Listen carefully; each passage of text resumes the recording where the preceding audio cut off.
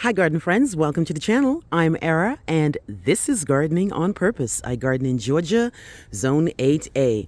For today's video, I'll be planting a few more of my many clearance plants that have accumulated over the last couple of weeks from Lowe's. You might have seen a video where I showed you I planted some of the Bigfoot Clayera. For today's video, I'll be planting some azaleas. I have two azaleas here. I have the Autumn Majesty. And then I also have the moodering Podocarpus that I plan to plant. Not sure exactly where this is going to go. And I have two Sunshine Ligustrums.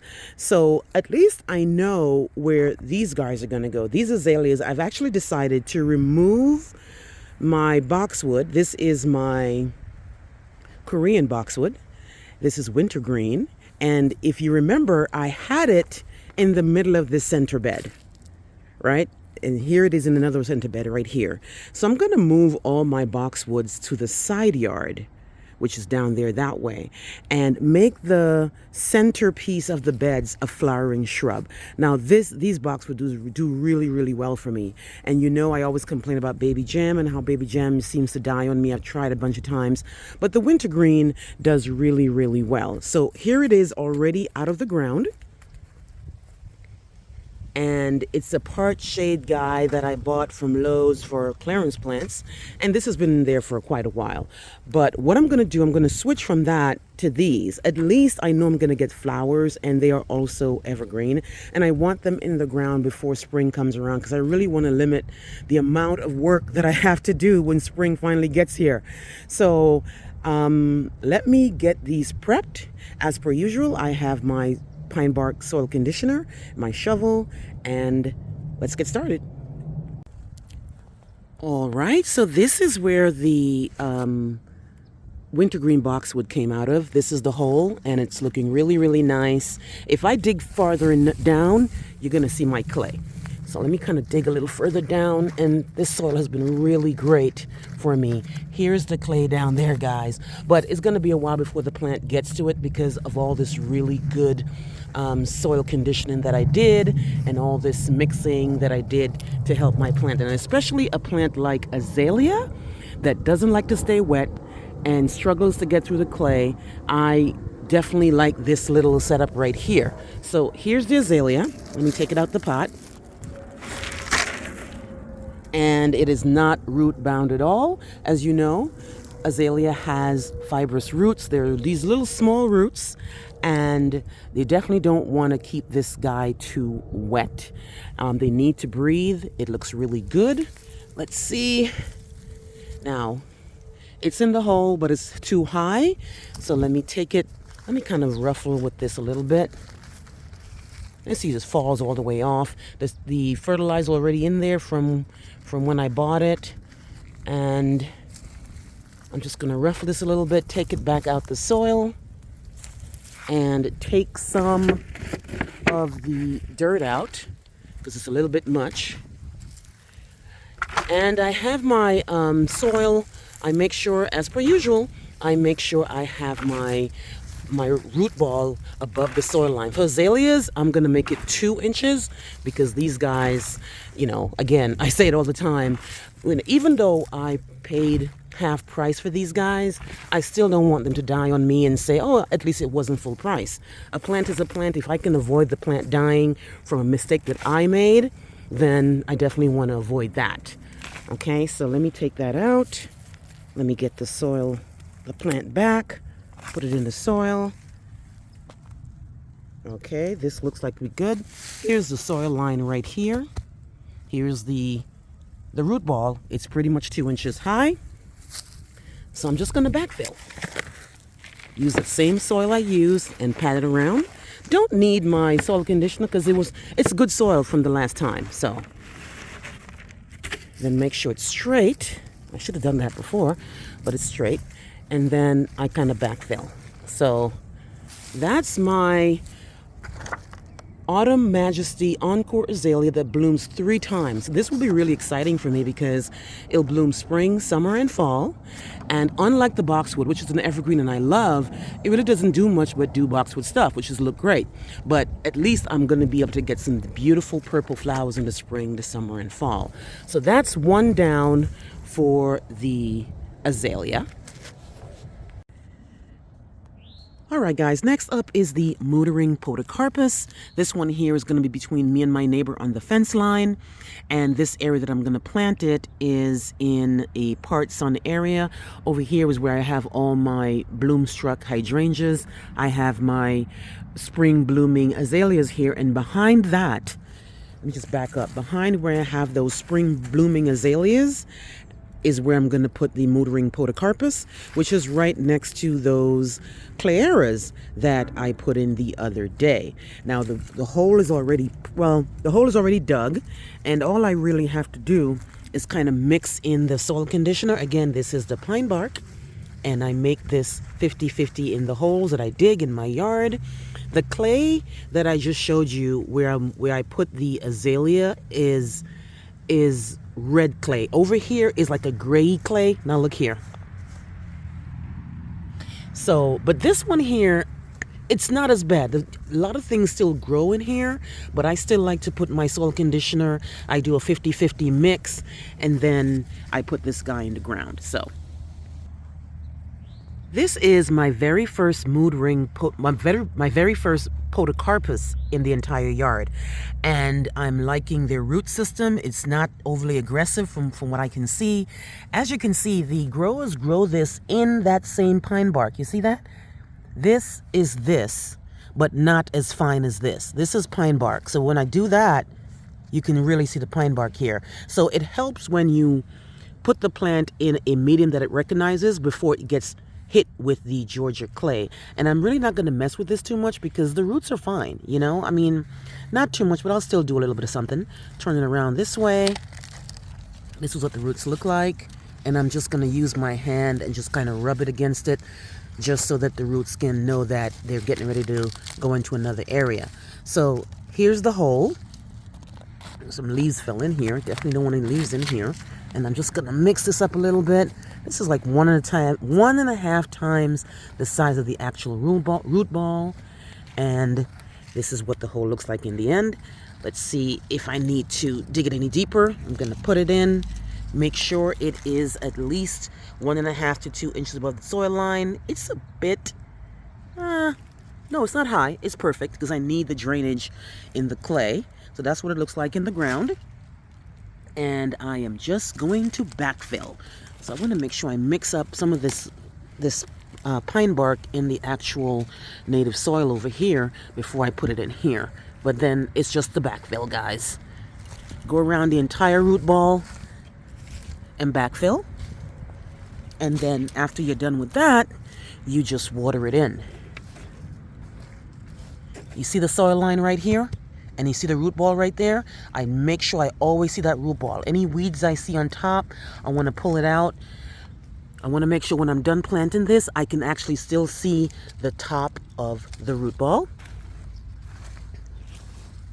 So that's number 2, guys. Sometimes I create a little basin because you don't want the runoff to be too much because it is on a slope. So sometimes I'll actually create a little basin so that the water can stay around a little bit because it's not as water sensitive as the azalea, but still you don't want it to be waterlogged. So the mootering Podocarpus is in the ground, guys, and I'm liking what I am seeing. All I have to do is pull some leaves next to it so that it can get mulched up and ready for the seriousness of winter. Next up, guys, is the beautiful Sunshine Ligustrum. This is one of my favorite evergreen shrubs. I have them all over the yard. And I'm going to show you. I have one right here. I have one right there. And I have them all the way down here and even on the side yard. So they're very reliable for me, and they give a really, really nice yellow chartreusey color in the fall that keeps the garden alive. Now, where I'm going to put this guy is in this hole, and as you can see, Mr. Red Clay is right there. What was here before was this baby gem that in a couple of videos I kept saying I need to take this out, I need to take this out because it's dying. It's not only is it turning brown, and I know that baby gems do turn brown and boxwoods do turn a little browny, but now they're turning white. And I might not throw it away, but I might find somewhere to hold it over for the winter and see what happens to it. But in the meantime, I've actually dug the hole a little bit deeper. And as you can see, again, we're back to the red clay because I'm on the other side of the neighbors this time. And this is the type of clay that is over here. So this is the soil that was in with the baby gem, that right there, on that new soil that I had used the soil conditioner for. So I'm going to even put even more in, because now a shrub that's going to permanently stay there, I need it to be healthy and not hit that clay too soon. So the clay is... It's been moist. We got a little bit of rain today. So the the soil is kind of wet. So it's not really hard to dig in, right? It really isn't. But once these roots get to that, they're going to struggle to perform. So as per usual, I will throw in the soil conditioner. So here we are, and I'm just going to mix it up in the ground, take a little bit out and put it on the side so that I could use it for the sides when I put the soil in. But the whole point is to make this even more soil conditioner than clay, because of the fact that I want this plant to survive. I want this plant to root in really, really well, and this will really be helpful. So I'm liking the consistency. I'm going to put a little bit more of the soil in here. I don't want it to be just soil conditioner, so it'll be 50-50. Make sure you hit the sides of the hole too, because you definitely don't want it just to be at the bottom, at the sides as well. So let me take this out of the pot, see what it looks like. It's usually not root bound, and it should be easy to come out. I say that and look what happens. It's root bound. So with this, I'm just going to use a serrated knife, and I'm going to kind of like, actually, might not even need the knife. My fingers might be enough, but I'm going to get the knife anyway. Okay, so this is the knife I'm going to use. This I got from, I believe it was Temu. Temu had sent me a bunch of stuff for me to kind of like show what they have. And I usually just go in here and take the knife and just do this. Move the root ball around a little bit. Take the knife and just cut it through. I don't want to do too much, just enough where the roots have somewhere to go when they branch out. And at the bottom, if it's like really, really matted, then I will cut the entire bottom off. Let's see how bad it looks. Okay, that's pretty matted. I'm going to cut it off. So I'm just going to use the knife right here and just cut this off and then put it in the ground. All right, so here it is in the ground. The sides have been cut so that the root can have somewhere to go. And all I have to do is just backfill. Just take my hand and just throw the soil that came out or fell off of the root ball, and just literally take out all these little extra roots right here that I cut off. Kind of take that off, and then just like backfill. Make sure you have just an amount of natural soil or native soil mixed with the soil conditioner, and just push it all the way around. Make sure that the root ball is above the soil line, as per usual, 1.5 to 2 inches.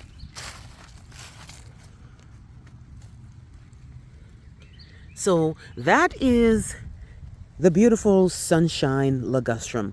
I've got one more plant to get in the ground, and I'll show you how they all look. Lastly, guys, for today's planting, I will be putting in a recurve privet. This one here is pretty much a replacement to this guy here that's not doing too well. The recurve privet is what I use for the majority of my back line of my yard to create a hedge. This is supposed to be a fast grower. They haven't been growing as fast as I would like them because the clay is so bad back here. Even though I put a lot of soil conditioner in here, they still kind of struggle, but I'm going to really try to push them this year. So because I'm replacing this one, I put an extra amount of soil conditioner in this guy, but we cannot, no matter what we do, guys, we cannot get away from this clay. Let me show you. There it is down there. So it's just, I mean, I don't think gardening in clay is a bad thing because clay has so much properties that are really good for the plant. But when it comes to preventing recompacting and preventing waterlog, I think the soil conditioner, the pine bark in particular, comes in really, really handy for me here in Georgia. This is the plant I took out. And you can see it was kind of growing into the soil. But I'm going to put even more this time to help this shrub out. Unsurprisingly, this plant is root bound because it is a fast grower. And usually plants that are fast growers usually are root bound faster in the pot. But it's not a problem at all. All I do is use my serrated knife right here. And I pretty much just like cut a line in it to give the root somewhere to go. And just like the sunshine ligustrum, if the bottom is completely matted, I will cut the entire bottom off. I'm going to check to see if that's the case. But even though this is kind of root bound, it's not that bad. But because it's going into clay, well, it's not going to clay directly, but because it's going to end up in clay sooner or later, I definitely want to help these roots stop going round and round and start getting into the soil as soon as they are able. And I'm just going to do this around the entire plant. All right, so let's look at the bottom. It's kind of matted, but it's not that bad. I just use my hands and just like grab this. It's not that bad. I won't have to cut, right? Okay, so put it back in the ground. Make sure it's at least 1.5 to 2 inches above the soil line because we get some serious rain here in Georgia and we definitely don't want this plant drowning in any form or fashion. And all we do is just backfill, right? Now this looks kind of high, so what I'm going to do, I'm going to take it back out and take some of the things that fell in there out to make sure it goes down a little bit lower. Take that out. And I might actually even widen this hole. I feel like the hole is not as wide as it should be. Okay, so this one looks better. I'm going to put it in here. And this is pure perfection. Let's go back. Make sure it's straight. Make sure the best part of the plant is in the front. Okay, and just backfill.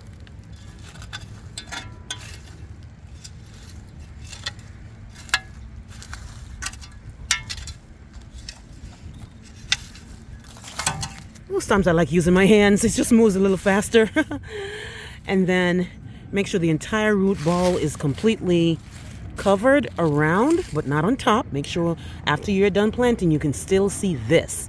Because if you don't still see this, for me personally, because I have clay and because it rains a lot in the south, in the winter, this plant will drown. So I'm just going to go around the entire root ball and just pour the dirt in there. And then use my foot to stomp it down just a little bit. Don't overdo it. Don't want to recompact it. Just stomp it down a little bit so that you can get rid of air pockets. And that is pretty much it when it comes to the recurve privet. And for all the plants that I planted, all I have to do is just mulch and water in. Okay, guys, so I finally put all the plants I wanted to put in the ground today. And they are looking great. All I have to do is water them in. I do not fertilize. This is still the first week in January, so no fertilization until March, because the fertilizer is already in the container that you bought the plant in, and that should be fine. But I definitely will fertilize my entire yard at the end of February into March, depending on what the weather does. But that's the moldering Podocarpus. It is a part shade to full sun plant, and it is on the west side of my house between me and my neighbor. It's a moderate grower, so It won't grow as fast as, say, that Clara, that Bigfoot Clara that it's right next to, but I plan to do something about that fence anyway so that it doesn't have to, I don't expect it to do as fast as that to keep up, to make me a little bit hedged to block out the neighbor. So the mood ring Podocarpus is accounted for. Then, of course, here are the Autumn Majesty Azaleas. Again, these are really, really great. They are very reliable. I can attest to these. I have many autumn encore azaleas in my yard. I have autumn lily, autumn embers, autumn fire, autumn bonfire, autumn carnation, and autumn royalty. And they all bloom 3 times a year as advertised. I can definitely say that. They love this. They love the Georgia soil. They take more sun than the old-fashioned or the spring-only blooming azaleas, which is why I love them so much. So here they are in this bed here, which is kind of towards the west side of the house, and this is surrounded by daisies, Susans, black-eyed Susans, and salvias. Same thing with this guy here. Again, same setup, but maybe different slight, because in the front here we have some Veronica Speedwells. But in the middle is the Autumn Majesty. This guy here grows 3 feet by 3.5 feet. And it is hardy from zone 6A to 10. Here is where I removed the wintergreen boxwoods and I put 3 different types of azaleas. 2 I already had. So for example, I put the Majesty, because when I bought the Majesties, I got 3. So you can see I put 1 in each of the circular beds, and then I put 1 here. But I also had this Autumn Twist on the east side of the house. Actually, that has been there for a while and it hasn't been performing. I think it's because where I had it wasn't getting enough sun, so I moved it here and replacing the wintergreen boxwood. Same thing with this one here. This is Autumn Starburst. And Autumn Starburst bloomed. It didn't bloom that great for me last year for whatever reason. I've had this for 3 years and it bloomed the first 2. And then last year, 2024, it didn't do that great. So again, I think it might be an issue of, I don't know. I really don't know, but I moved it and put it here. So it should get sun up until 3 o'clock. So this bed, I like it because here I have the Garden Spire gardenia, and I didn't make a video for these. I was just so excited. I had to plant them and I totally forgot to make a video. But the Garden Spire was also in that video where I bought all those plants. So here we have a little evergreen thing going on. We have the gardenia and then we have the azalea. Now in the middle here is something that needs to get cut down. This is a beautiful Pearl Glam Beauty Berry that I had bought online on Proven Ruinous Direct. This I bought in a quart, guys, and in 1 season it grew up to 5.5 feet tall. It had beautiful white flowers in the spring, and it had these beautiful purple berries in the fall, and the birds have been really taking advantage of it, and it looks really, really great. I might move it actually and put it in a container and then put some bulbs here, but that's another story. The recurve privet looks good. No problems here. I have to find somewhere to put the one that I just took out, the one that wasn't doing too well. I'm not sure why it wasn't doing that great. I'll definitely be keeping an eye on it to make sure it does well and it's not an issue of soil. Finally, here is the Sunshine Ligustrum that is looking great. It has already brightened up this little area because there's really not much going on here. The Sunshine Ligustrum is a full sun to part sun, grows 3 to 6 feet tall, and is hardy from zone 6 to 10. And if I back up, you can already see it's given life to this little area here because it's right next to the snow white Indian hawthorn, which only blooms in the spring. And the other things in this bed, they either have lost their leaves or they are on that fence line that I'm using to create the head. So this bed is not a very lively, colorful bed in the fall and the spring, which I might change. Now I do have a dahlia here that I need to dig out and put somewhere else because I had put it there because I had nowhere else to put it, but I don't want it there anymore. I have to find somewhere to put it. My dahlias can stay in the ground all winter. We don't freeze enough to hurt the bulbs, so they stay, the tubers, so they stay in the ground. I just need to move it from there and find something else evergreen to put there. So those are the plants that I planted today, guys. I still have so much more to plant. Let me know what you think, guys. Please like, please share, please subscribe. Remember to hit that notification bell so when I put out a new video, you'll be one of the first people to know. Please stay tuned as I give you updates on all these clearance plants that I have planted. Now, as you probably noticed, a lot of these plants didn't look very clearance-ish, right? Because my Lowe's really takes care of their plants, and I'm really, really happy I lucked up with the Lowe's that really takes pride in how they keep their plants. So even though they don't look rough, they're not broken, they're not brown, they're not looking like they're on death's door, they are indeed clearance plants that I got half off at my Lowe's. Thank you so much and have a great day. Bye-bye.